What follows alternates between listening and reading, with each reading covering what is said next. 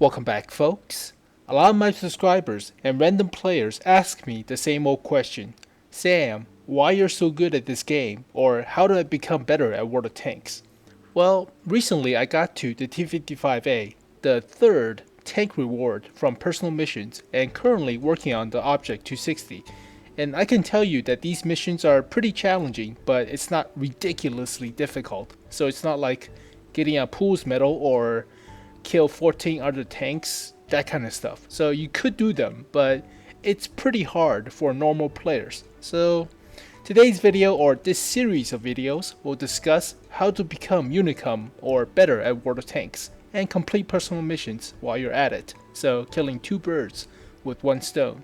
And yeah, these missions and personal missions are really worth it because I'll tell you all the benefits and statistics of the rewards. So today's video will be an introduction, and later on I'll give different tips based on different vehicle types because covering everything would take like super long time because there's 5 different types of vehicles. So today's video will be an introduction, so let's get to it.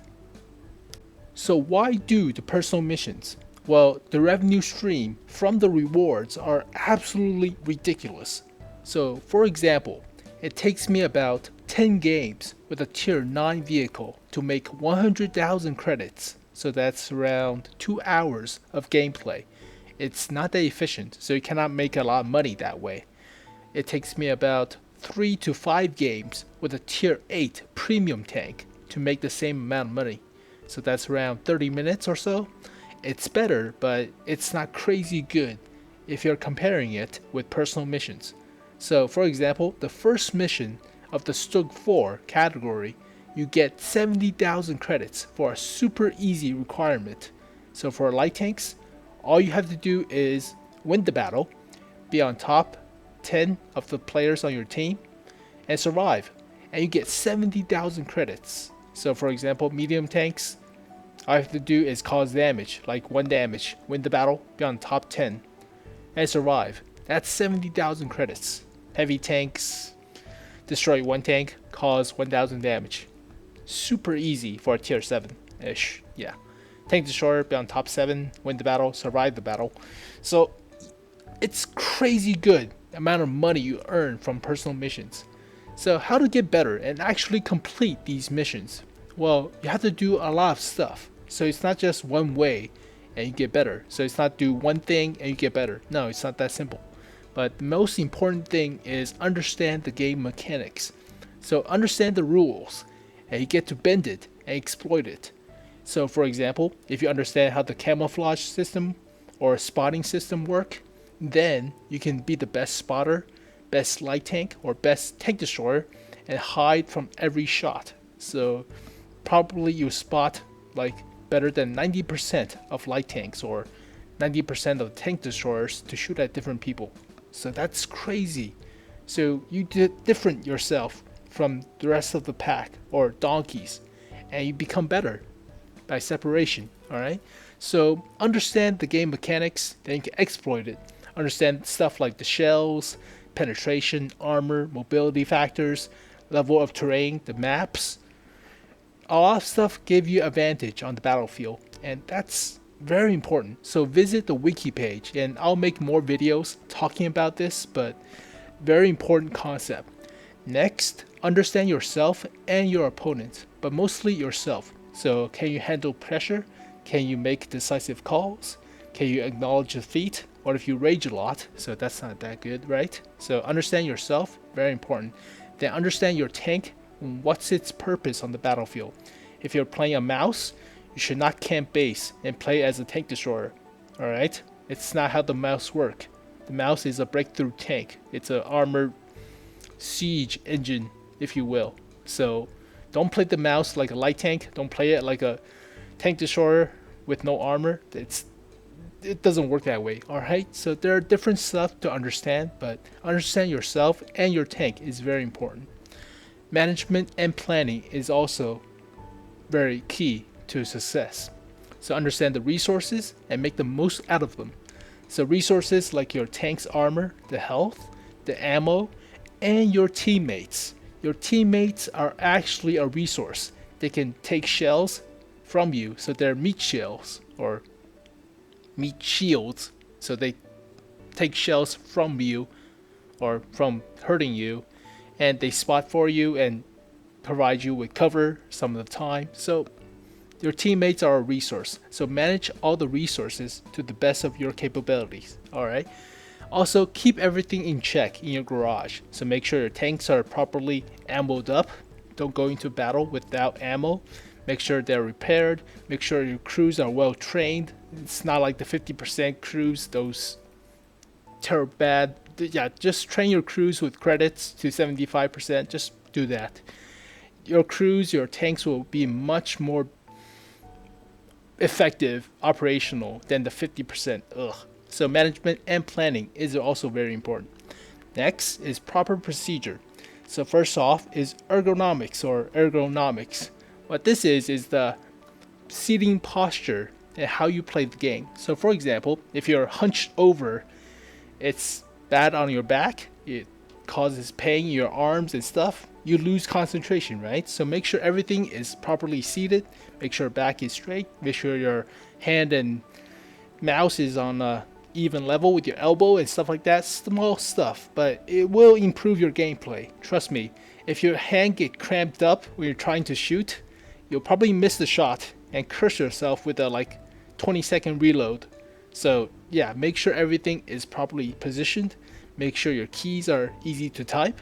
I changed the consumable buttons for the repair kit, the medical kit, and the fire extinguisher from 4, 5, and 6 button to the Z, X, and C button, because a lot of times when I'm trying to repair the tracks or put out the fire extinguisher or put out the fire with the fire extinguisher, I press the goddamn wrong button because the 4 and 5 keys and 6 keys are super far away from my index finger.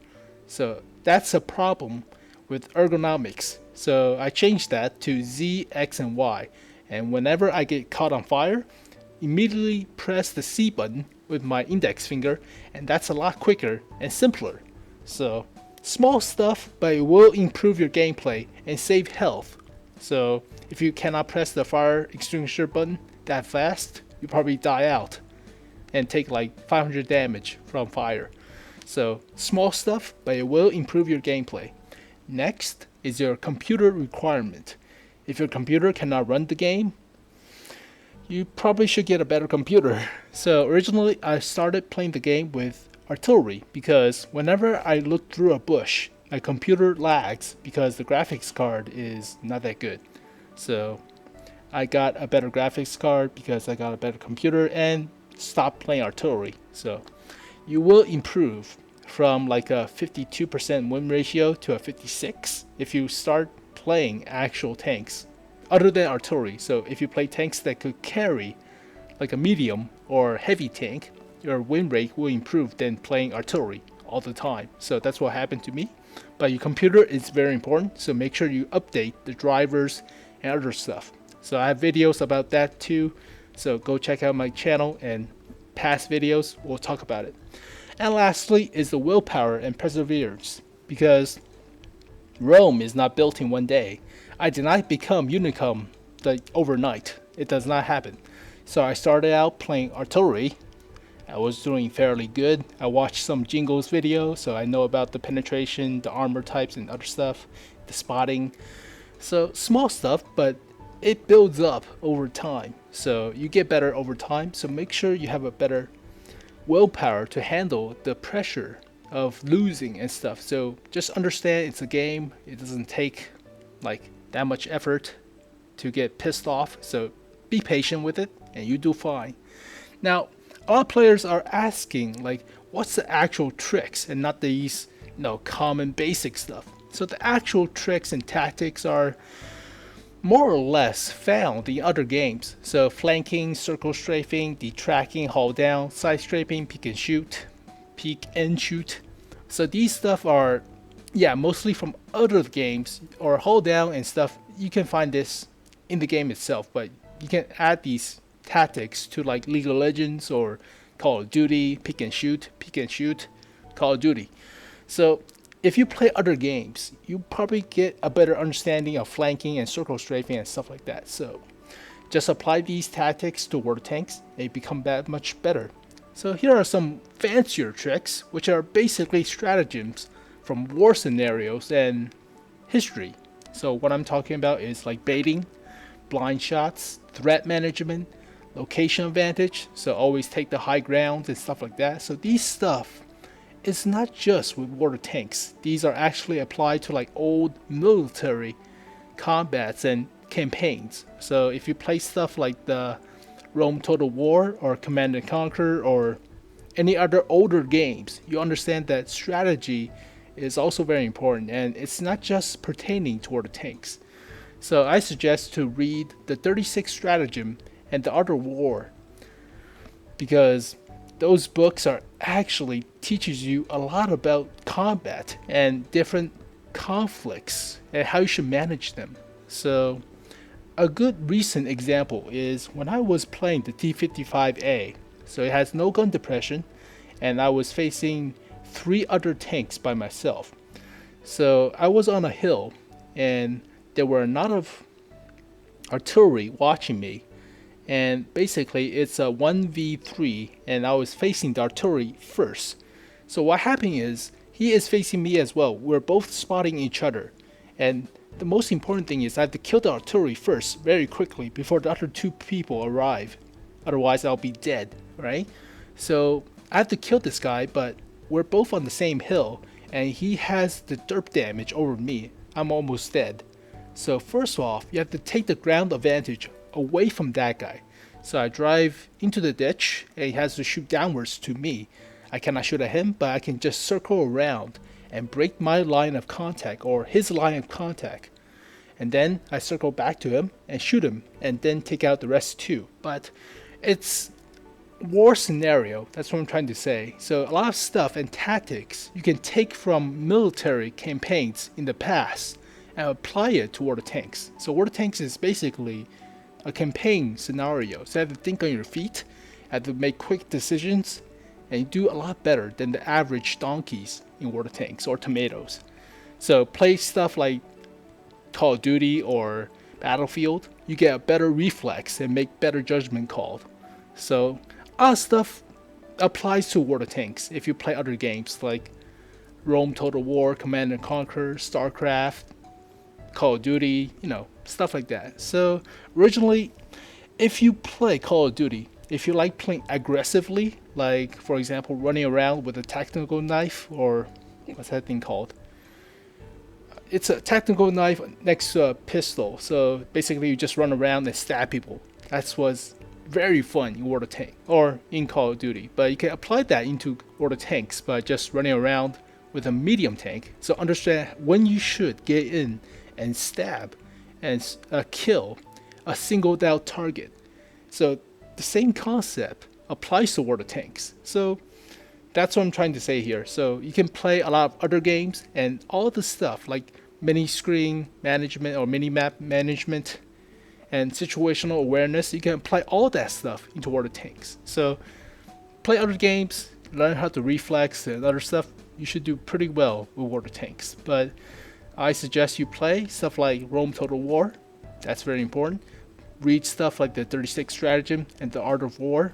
That's also very handy. But you should do fine with water tanks. And let's finish off taking a look at how much money you actually make by doing the personal missions. So here you can see with the spreadsheet. Here is the Stuck 4, the T28 Concept, the T55A, and the Object 260. You get better rewards as you progress, but the conditions are much harder, so that's a trade-off. But in the end, if you combine everything, so if you do everything, you can have 53 million credits and a half. But if you don't sell the premium consumables, it'll be 41 million. So what I do is, once I get the premium consumable from these personal missions, right, I will sell them for more money, because I don't usually use the large repair kit or large medical packs or automatic fire extinguisher, because I can press the fire extinguisher button that fast, so I don't really need it. So I get more money out of it by selling everything. So you can read the spreadsheet by yourself. It's very easy to understand. Pause this video if you want to look through everything carefully. But yeah, you get a lot of credits. Crazy amount. You get 150,000 free XP. Free XP from all these missions. So that's like almost a tier 10 tank from a tier 9. That's insane. You get 5 million worth of equipments. So here are all the equipments you can get from the Object 260 missions. You get a lot of premium times. So basically 15,875 gold worth of premium stuff, like garage slots, premium days, barrack slots for the female crews, which are basically free slots because the female crews are on a tank. They're not in the garage or barracks. So that's crazy. Also, you get 20 female crews. Yeah, obviously, and the tanks, but you also get 17 male crews with 100% training on that tank. So basically, if you get to the Stug 4, it comes with 4 crew, which has 100% training on the Stug 4. Now, what I would do is take that crew and retrain them with credits for another tank destroyer for the Germans. So for example, the Stug 3G. Basically, you have a 90% crew without getting the 75% for a normal crew because you're training with the credits. So basically, you get more crew experience just for having these premium tanks from the personal missions. So that's also a benefit. You don't have to train a crew from a 75% to 100%. You have to train it from 90% to 100%. So much simpler. So as you can see, that's a lot of credits, man. And yeah, last week I was stuck on like 2.5 million, and I was wondering if they're gonna have a sale on the tier 10s because I want to buy the Object 140 and Batchat and stuff. But I made 6 million credits, or around 6 to 7 million credits, by doing the personal missions. And with the personal reserves, it's a lot of credits in that short amount of time. So normally, if I grind with a tier 9 vehicle or tier 8, 6 million credits would take me about 3 months or plus. And crazy. So yeah, try to do the personal missions, and I'll show you all the stuff and tricks coming up soon because covering every tank category takes a long time. So today's video is a quick introduction and showing you guys why you should do the personal missions and why you should get better. But it's a game, obviously, but if you do better, you get a lot out of it. So why not just do better, right? So yeah, I'll start with the light tanks or the mediums, but it's gonna be a long bumpy ride. So I'll teach you all I know, and I'll teach you all the tactics in the world. I'll provide you guys with gameplay so you can see these stuff in action. But yeah, it's a long road, but it's worth it. So you get a lot of stuff, got a lot of swag. I hate that word, but young kids today like to use that. So you get a lot of stuff from it. A lot of dosh. British people like to say dosh. So I'll take you guys on this journey or ride, but we'll get through it and you'll make a lot of credits. So thank you guys for watching this prelude or introduction video, and I'll see you guys next time. Peace.